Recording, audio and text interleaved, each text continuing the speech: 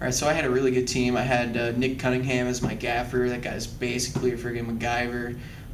Anywhere I wanted to put lights, that guy was up in the rafters. The cameras have a sweet spot at like a certain aperture, so we're trying to set the camera there and fill the light and bring it up to match that, so that they're getting we need way the best more light image that they've got. You need a lot more. Yeah. Okay. Right now, they're trying to basically light the set, and they're trying to figure out how they can get the most light with what they got, because we really don't have a lot to work with right now. Maybe 30, I doubt it. But what you do is you take that 120 and multiply it by whatever that knob says on it. So these are running on a 20 amp fuse, and you've got 120 volts flying.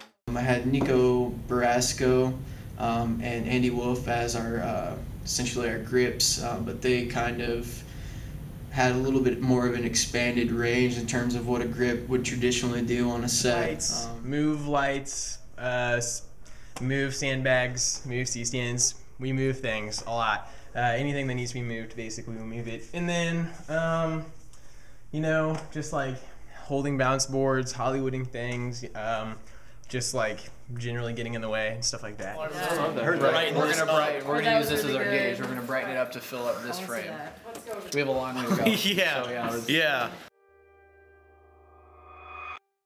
As the director of photography, I essentially coordinated all the camera movements, their framing, also the lighting that was done from set to set and shot to shot. If there was anything extra that needed to be given to a certain subject in terms of making the picture more dynamic, it was essentially my job to do that. Switch the ejectors. I'm certain.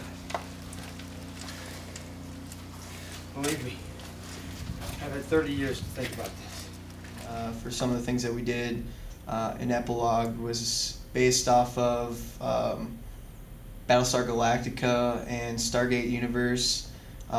They do some really cool stuff in those shows, especially like little zooms that just barely kind of just zoom in a little bit on subjects, just to add emphasis. It doesn't really get in the way of the storytelling at all. It just a little extra. These like specific things.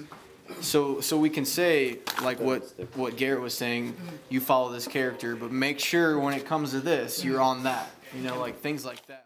I had Trey Hathcock as a camera op, and also Dan Smiley as a camera ops, and those guys were really great at taking some of the direction that I would want to add in to certain shots, and also just doing what Adam and Erica did in terms of what they wanted for certain scenes.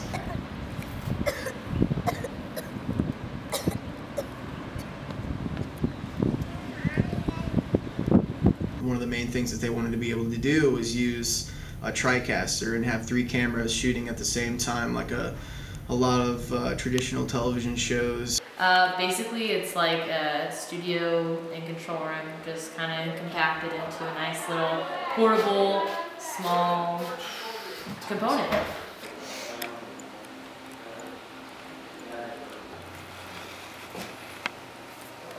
Also, I've increased my technical knowledge by tenfold from what it was before Epilogue started, in terms of how the different cameras are working, how the light is painting a picture, just everything in general in that regard. I've definitely head over heels learned much more about.